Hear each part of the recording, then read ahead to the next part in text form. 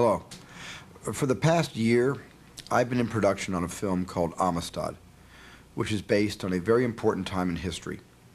A time when 53 Africans led a revolt aboard a slave ship and then found themselves fighting for their freedom and fighting for their lives inside the American judicial system. It was a case that was argued by former President John Quincy Adams to the Supreme Court that contributed to an unprecedented decision. And yet, so very few people have ever heard of the story. Sometimes history is not handed down to our kids in a careful way, and that's a shame because understanding history is finally what will determine our future.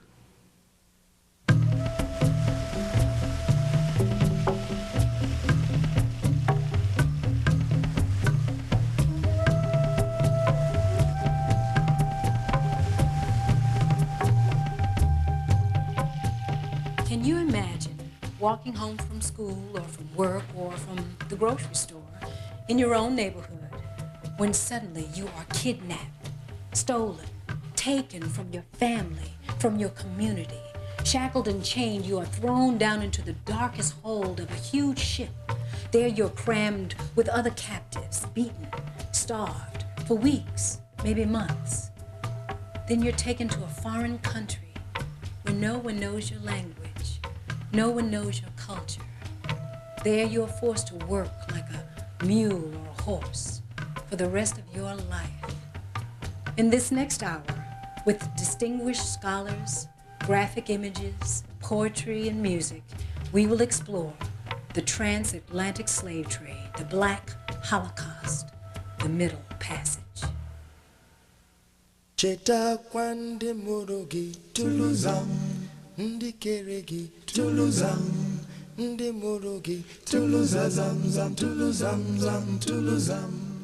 To have complete power over another human being, to be able to use that human being like a beast of burden, that has got to be something that is damaging eternally to the spirit, to the human spirit.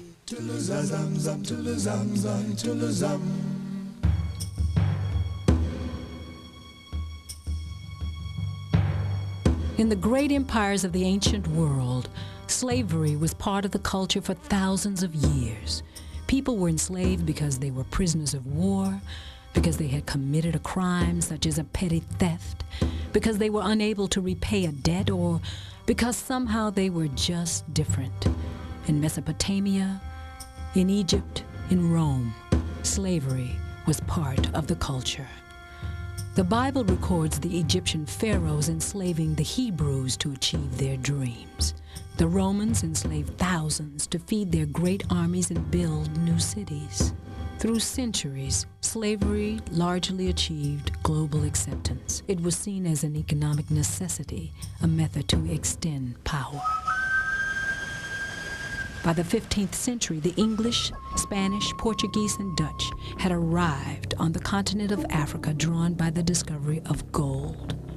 In 1441, Henry the Navigator, a Portuguese prince, left the African coast with another export: 12 men and women held in chains. His ship bound for the New World would mark the beginning of what would become 400 years of terror for generation after generation of African people, a journey that would come to be known as the Middle Passage. Well, the Middle Passage was the middle leg of the slave trade. Ships would leave Europe or America loaded with rum, guns, cloth, and other items which they took to Africa, traded for the slaves, picked up a load of slaves, and then brought them to the Americas. The Middle Passage, in this case, was the long voyage, the incarceration of the slaves, and the unimaginable conditions under which they were transported from the African coast to the New World. It's that transition point from freedom to enslavement.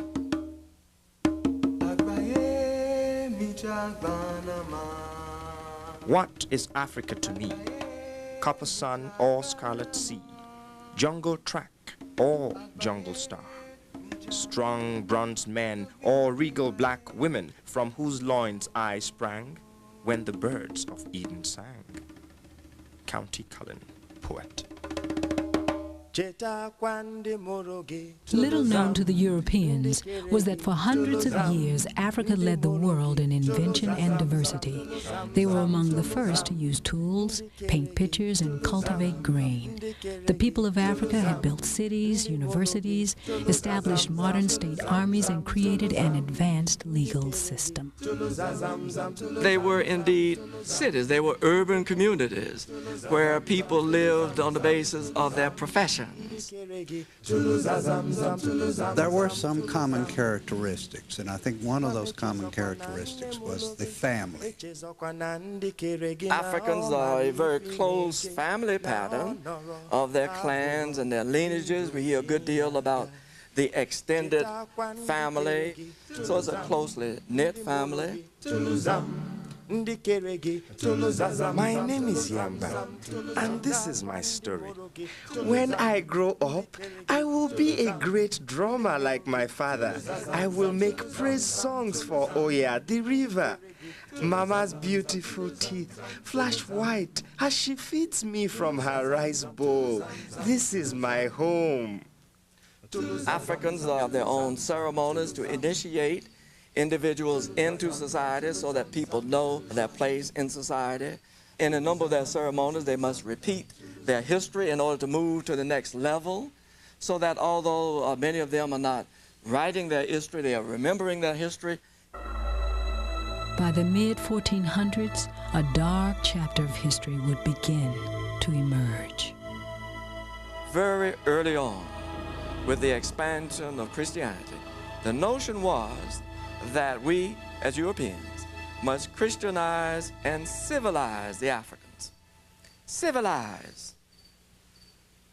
Racism came to play a part very early in that they were an inferior people and they were meant to be slaves. Africa became a continent under siege. English slaver Captain Richard Drake recorded. On the 7th morning of the march, we reached the enemy's borders and came in sight of a peaceful village. Here our hunting began. White slavers rewarded Africans for kidnapping other Africans. Sometimes friends were pitted against friends. In less than an hour, we had secured about 300 prisoners. The old people and infants were not considered of value and were knocked on the head or stuck with spears as fast as they were brought in. Captain Richard Drake, English slaver. Collaboration was a way to prosper, even to survive.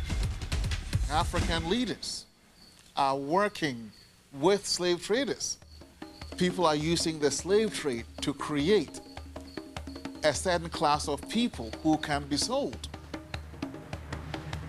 Across the continent, kidnappings could happen at any time. A mother, a father, a child could suddenly simply disappear. Brutal ambushes took many forms. A single capture, a raid by a well-organized group, an intertribal war where defeat meant enslavement. But they didn't quietly accept their fate. African tradition prepared young men and women in survival, endurance, and warfare as part of their rite of passage. The resistance began immediately in many instances. We must dispel the notion that the African slaves were resigned and felt helpless. That is simply not the case. Ultimately, the Africans' training was no match against European firepower. Mama, wake up. Wake up. Sing, Mama. Sing me a song.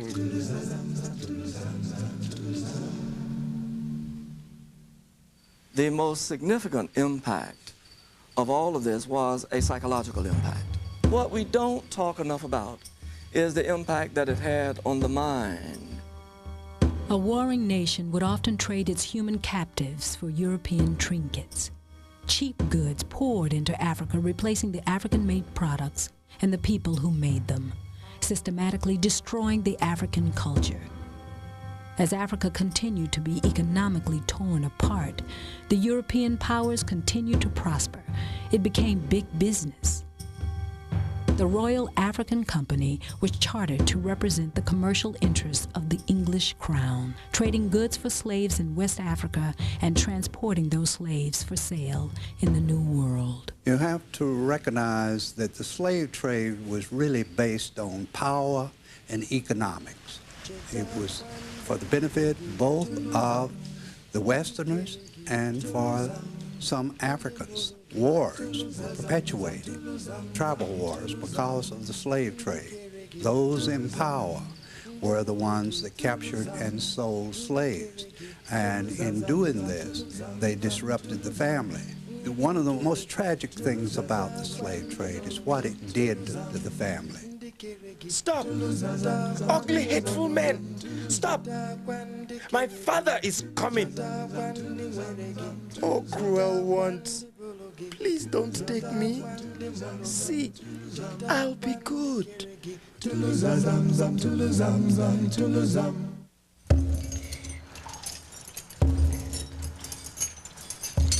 They were chained, so a device was placed around their necks, so if they escaped in the jungle, they get tangled up. They were marched overland to the coast, just simply by force. After being captured, stolen from their homes and communities, Africans were forced to travel from the interior of Africa to the west coast. The journey could cover 500 miles and take up to 8 months. Slaves are commonly secured by putting the right leg of one and the left of another into the same pair of fetters. By supporting the fetters with a string, they can walk, though very slowly. Every 4 slaves are likewise fastened together by the necks with a strong rope or twisted thongs, and in the night an additional pair of fetters is put on their hands, and sometimes a light iron chain passed around their necks. Mungo Park, British explorer. Coming down from the interior to the coast, I mean, nobody's made any provisions for food or for the comfort of these people. People who are unable to make the journey, who get sick or become weak and unable to move on, are left to die. While I was with his enemies in the camp, I saw a child of about 18 months old cast out of the camp because the child was so young that nobody would buy him. That poor orphan was there crying at the point of death for about 2 days, and none took pity to pick him up. Joseph Wright, former African captive. No matter what happens, they are certainly ill-treated physically, they're certainly ill-treated psychologically and so forth, because they're taken from their homes, taken to a place they know not where. They don't have a clue as to what is going to happen to them. And they have all these images that must have been going through their minds about being eaten perhaps, or whatever else may happen to them. And so these are things that are immeasurable. You cannot tell how bad this treatment is.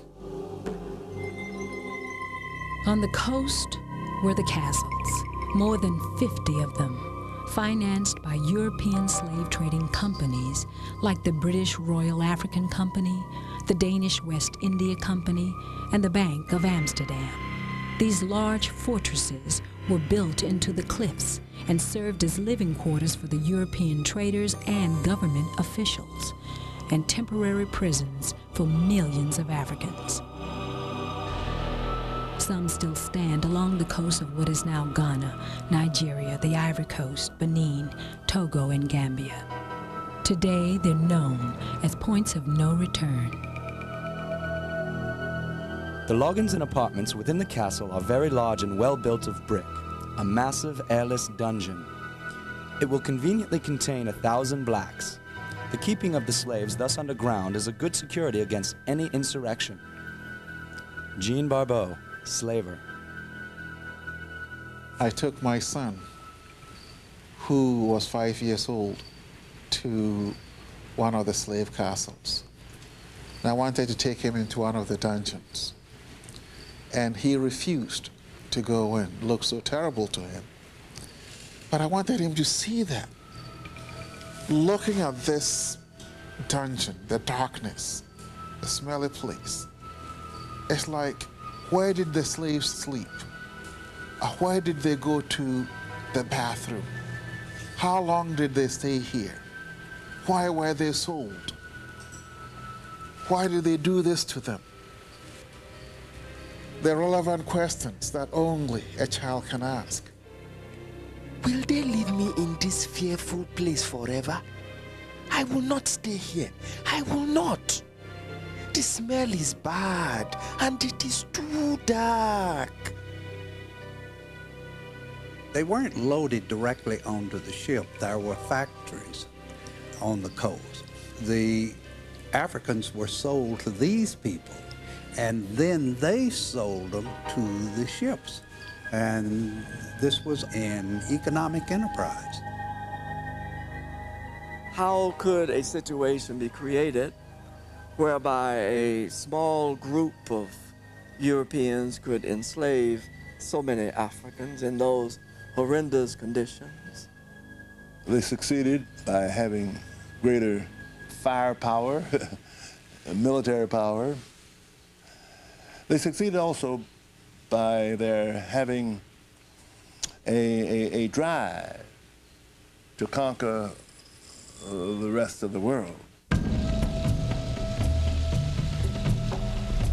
One day, the white men arrived in ships with wings, which shone in the sun like knives.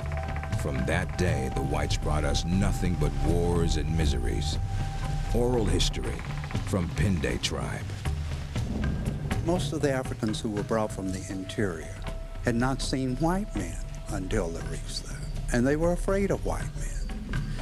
And for some reason, they seemed, most of them, to get the idea that the white man was a cannibal, and they were taken to be killed and eaten. The blacks were all stripped naked and shipped by 2s and 3s in canoes through the surf. They are so willful and loath to leave their own country that they have often leaped out of the canoes, boat, and ship into the sea and kept underwater till they were drowned to avoid being taken up and saved by our boats, which pursued them. Thomas Phillips, slave ship captain. As the ships departed, the Africans saw the sun rising east over their homeland for the last time. This is a place that has taken away people. So it strikes terror in you. It's not just the physical slave trade, it's the terror that people feel when they see the approach of these vessels. So there's tremendous fear as to what these ships represent. Is this the winged thing where the bad people will eat us? Maybe they won't see me. Shh, shh, don't move. Be quiet. Don't move.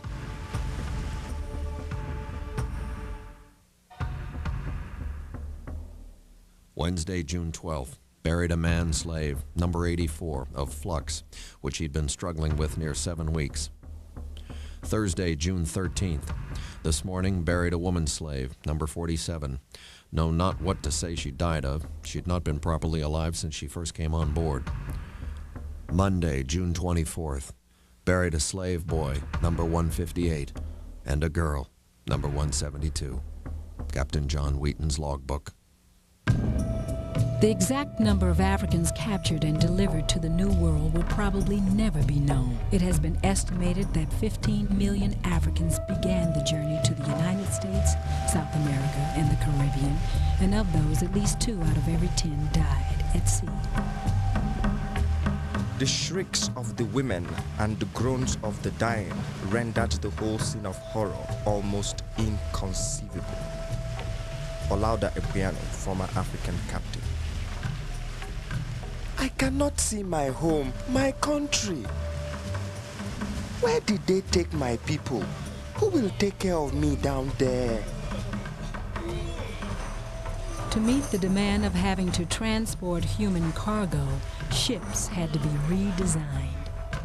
Kite packers held up to 1,000 captives, seated below deck with no space between them. Loose packers carried approximately 250 captives, locked in a prone position, arranged on wooden racks 6 feet long and 1 foot wide. The average length of the journey was 8 weeks. We heard the moans, cries, and rumblings coming from below. And as soon as the captain and crew were removed, the hatches had been taken off, when there arose a hot blast, sickening and overpowering. In the hold were 300 or 400 human beings, gasping and struggling for breath. Some were stiffened in the most unnatural positions. J. Taylor Wood, Anti-Slavery Squadron. Early slave ships did not provide ventilation for the crowded conditions below. If you look at some of the surgeons who worked on some of these slave ships, they'll tell you how hot it got in some of these slave holds, that sometimes the candles that the surgeons used to see in the holes often would not burn because there was not enough oxygen. It is an unbearable situation. And when you speak about it, even the visual doesn't do it. You've got to get the smell.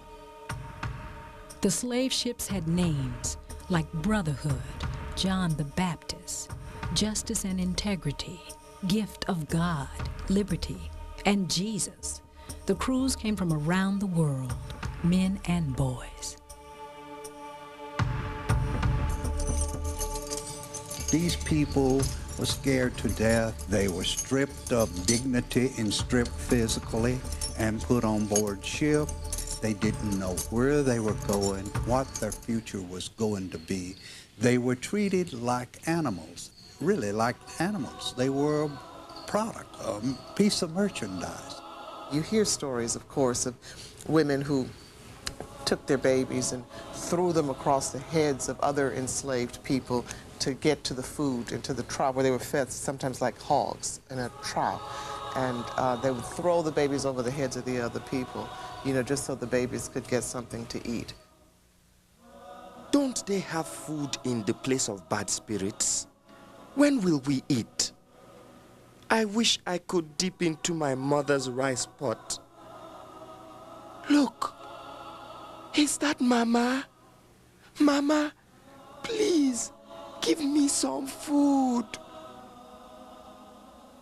It was his captain's general practice on the receipt of a woman slave, especially a young one, to send for her to come to his cabin so that he might lie with her. Sometimes they would refuse to comply with his desires and would be severely beaten by him and sent below. Surgeon of the Ruby.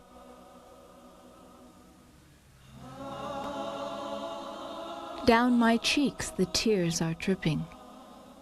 Broken is my heart with grief. Mangled my poor flesh with whipping.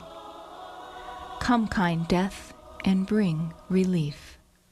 Anonymous abolitionist. What I think about as a woman is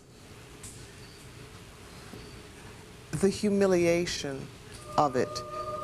I think about those women to whom cleanliness was such an integral part of their being, to be subjected to the filth and the dirt, to have to lie in their own feces, you know, to live amidst blood and vomit. Disease was a relentless killer. Dysentery, smallpox, measles, and scurvy consumed the ships. The floor of their rooms was so covered with blood and mucus that it resembled a slaughterhouse. Alexander Falconbridge, slave ship surgeon. If indeed someone got sick with smallpox, which was incurable at the time, you simply tossed the person over. And if you suspected that it spread to others, you tossed these people over. Abundance of these poor creatures are lost on board ships merely through the surgeon's ignorance, because he knows not what they are afflicted with, but supposing it to be a fever, bleeds and purges or vomits them, and so casts them into an incurable diarrhea. And in a few days they become a feast for some hungry shark. Dr. T. Aubrey, slave ship surgeon. During the Atlantic slave trade, the population and migratory practices of the Atlantic sharks changed dramatically. Sharks followed the slave ships for hundreds of miles across the Atlantic and the Caribbean. The Atlantic slave trade became profitable in life and death by creating an opportunity for rising insurance companies. Lloyd's of London, originally a coffee house, began to build a financial powerhouse by insuring British slave ships and their cargoes. The insurer takes upon him the risk of the loss, capture, and death of slaves, or any other unavoidable accident to them. But natural death is always understood to be expected. By natural death is meant not only when it happens by disease or sickness, but also when the captive destroys himself through despair, which often happens. But when slaves were killed or thrown into the sea in order to quell an insurrection on their part, then the insurers must answer. Insurance Law, 1781. For a large number of Africans, suicide was preferable to slavery. I would have jumped over the side, but I could not. The crew used to watch us very closely, and I have seen some of these poor African prisoners most severely cut for attempting to do so. Olaudah Equiano, former African captive. They felt that if they could get away and jump ship, they could return home. But if they didn't get back, it's all right, because their souls would be saved and they would join their ancestors in another world.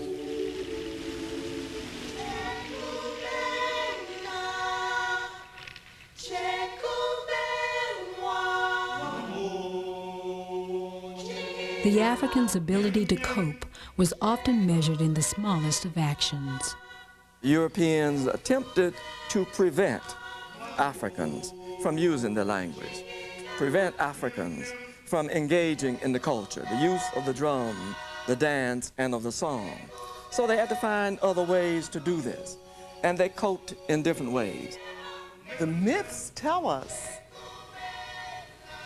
that High John the Conqueror flew beside the slave ships in the form of a big black bird, and he came to the New World with us. And that's our strength, that's our endurance, that's our spirit that can never be squelched.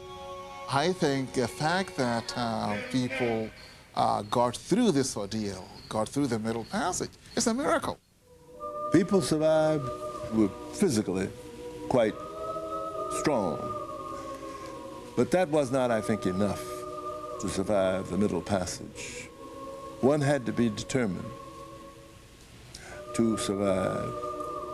One had to have a vision of life beyond the Middle Passage that might be worth living, and that might sustain the person, the man or the woman, or even the child under those conditions. I think it's important to show that the Middle Passage did not break the spirit. It did not break the striving of Africans for freedom. It did not break their consciousness of Africa. For even in those societies where there was tremendous disintegration of Africans, the breaking up of families and so forth, the whole idea of Africa remained.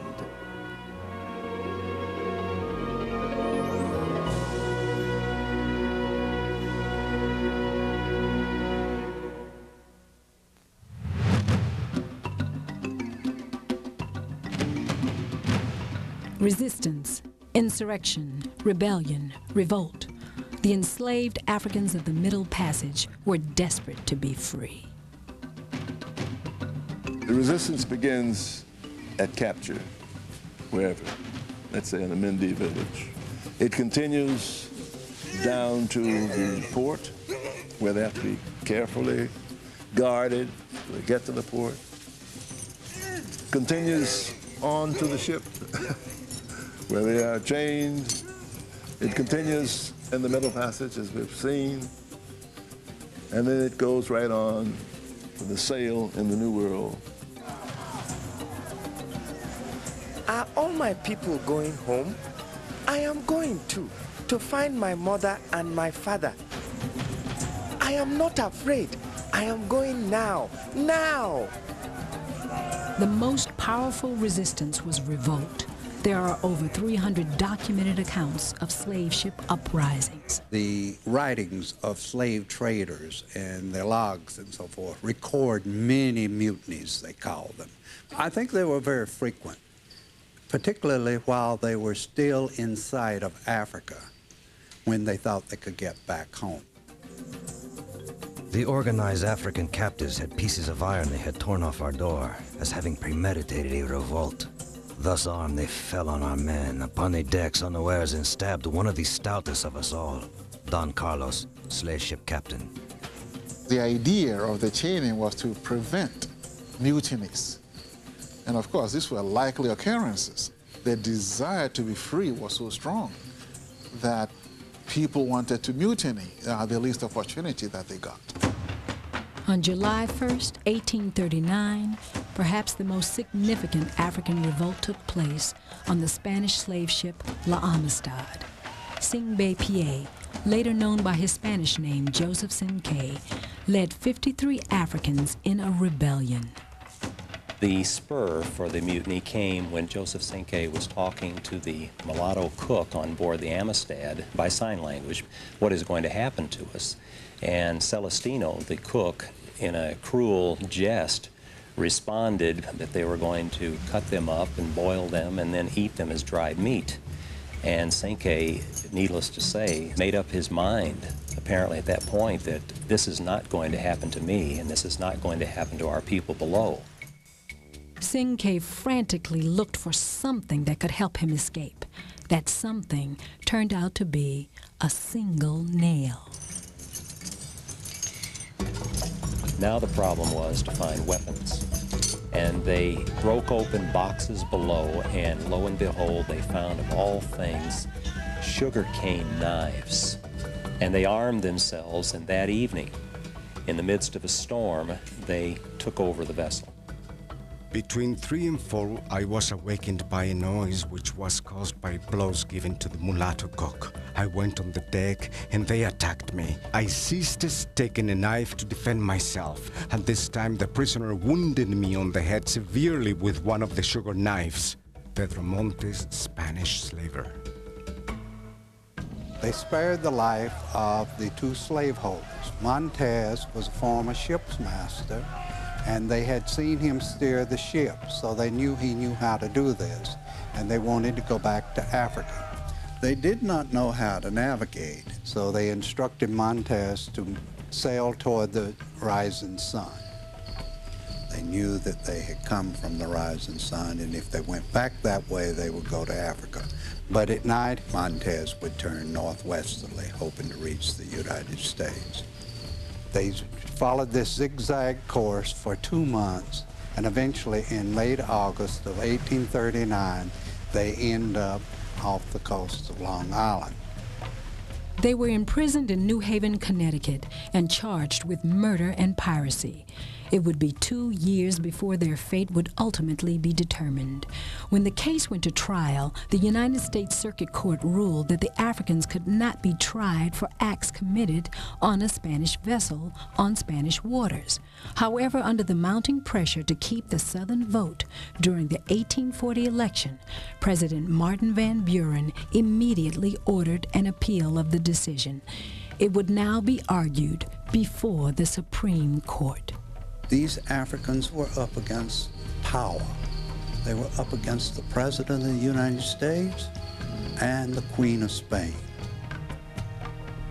On March 9, 1841, at the age of 73, former President John Quincy Adams argued before the Supreme Court in support of Sinkay and the Amistad Africans.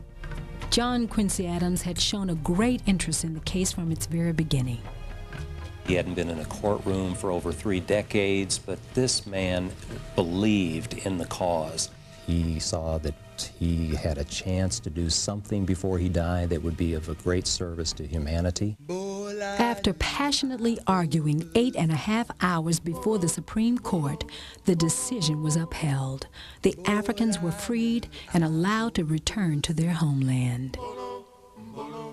one looks at the decision that was made by Justice Joseph Story, what he decided was that the blacks indeed were kidnapped Africans. What Story was talking about was the inherent right of self-defense, that if you're kidnapped, whatever color you are, wherever you're from, you have the right to escape your captor. Indeed, you have the right to kill your captor if you're held against your own will. And so by the eternal principles of justice, these kidnapped Africans had the right to mutiny, to kill their captors, and get away in any fashion that they chose. And this is the only time in recorded history that you had people who were kidnapped in Africa, brought to the New World, and actually returned to their homes.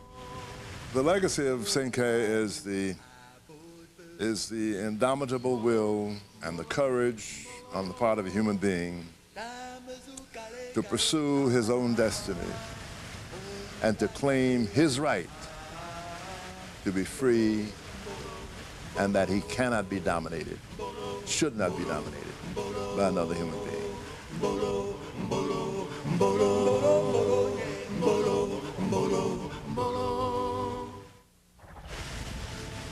Revolts like the Amistad did little to slow the Middle Passage. After 2 months and 3,000 miles, millions of African captives arrived in places like New Orleans, Louisiana, Charleston, South Carolina, and Savannah, Georgia. Slave ships continued to pour into the New World, bringing the Africans to market. I was now more persuaded than ever that I was in another world. We did not know what to think of this as the vessel drew nearer. We plainly saw the harbor, many merchants and planters now come on board. They put us in separate parcels and examined us attentively. They also made us jump and pointed to the land, signifying we were to go there. Olaudah Equiano, former African captive. Even if they survived, once they got to the point of destination, you have the whole thing over again. The humiliation of being stripped down, of being hosed down, of being oiled and now fed for another inspection and for sale again, over and over again. At length, the vendor master who was to offer us for sale like a sheep or a cattle arrived and asked my mother, which was the eldest. She said nothing, but pointed to me. He took me by the hand and led me out into the middle of the street and turned me slowly around, exposing me to the vendor, Mary Prince, former African captive. I just can't imagine what it must have been like for a woman or a girl, child, being reduced to somebody who has no control over her own destiny. It's an intolerable, it's an unbearable thought. It's just unbearable. The survivors of this grueling ordeal were sold on ships, on the auction block, or in slave markets. They were taken into a slave market. A buyer would come in, say that they wanted so many Africans as slaves. They were showed to them nude. They felt their bodies, they looked at their teeth, they looked at their hair. The brokers are so cunning that they shave them all close before we see them, so we can see no grey hairs in their heads or beards. And having liquored them well and sleeked with palm oil, 'tis no easy matter to know an old one from a middle-aged one. Thomas Phillips, slave ship captain. Another method of selling slaves was called the scramble. Up to 1,500 African captives were confined to a pen. Buyers rushed in all at once, grabbed who they wanted, and took their pick to their corner of the pen, just as farmers had done when selecting livestock. The term to corner the market was originally meant for animals, but now included Africans. The price of slaves fluctuated.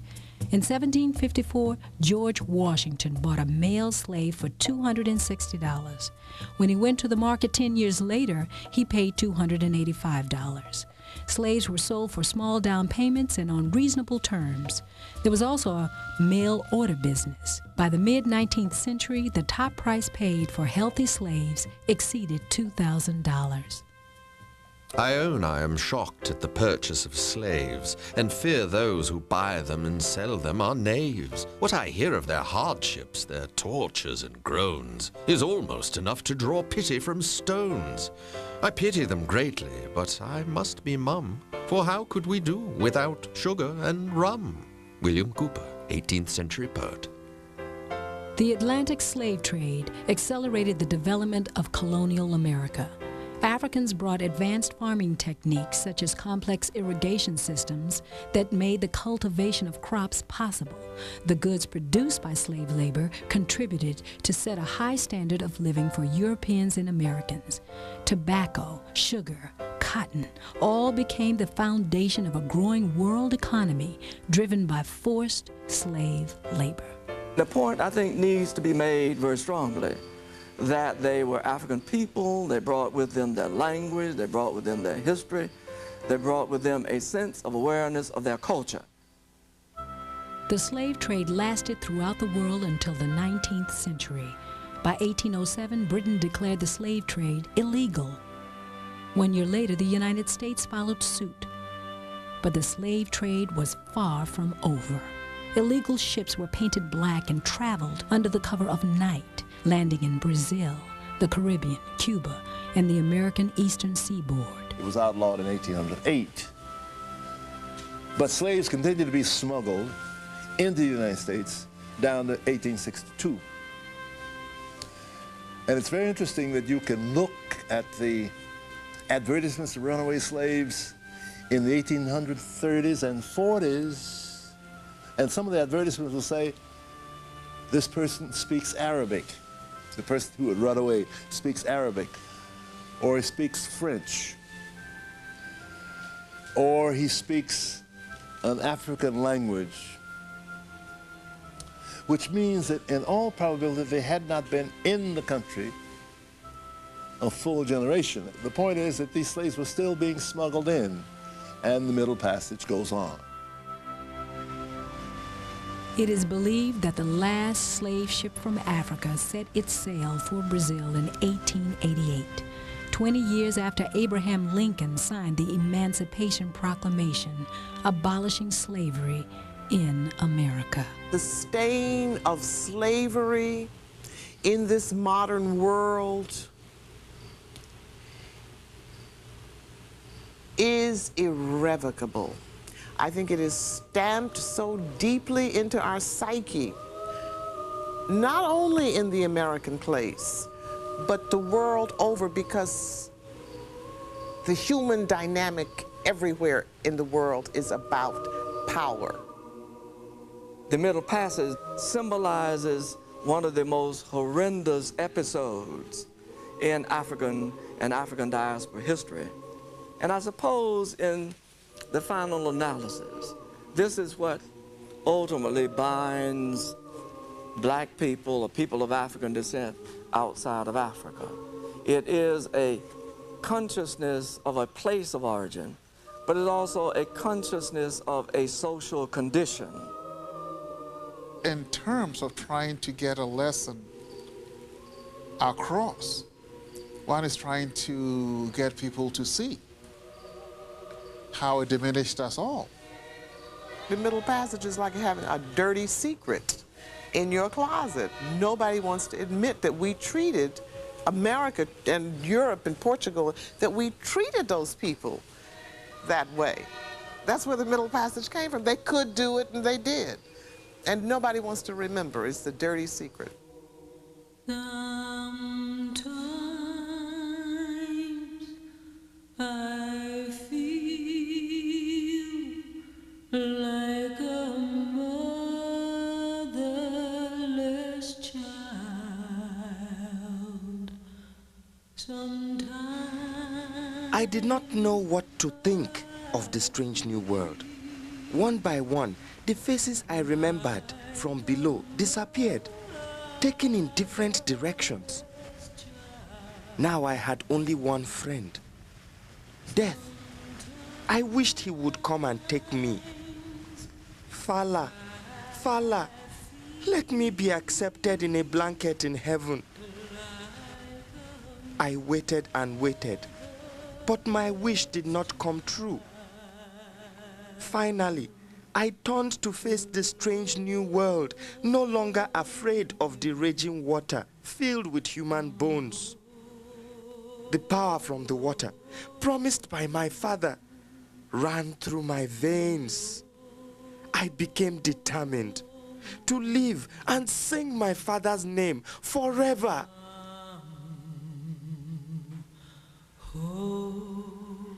I hope this journey will inspire you to look deeper into your history.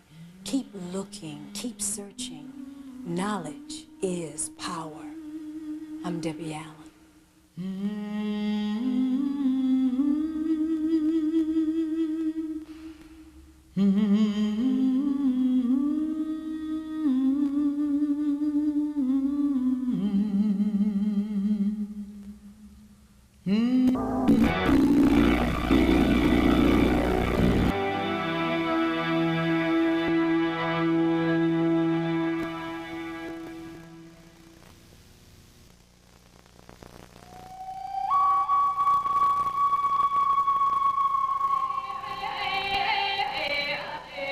Indians were the first victims of violence in America.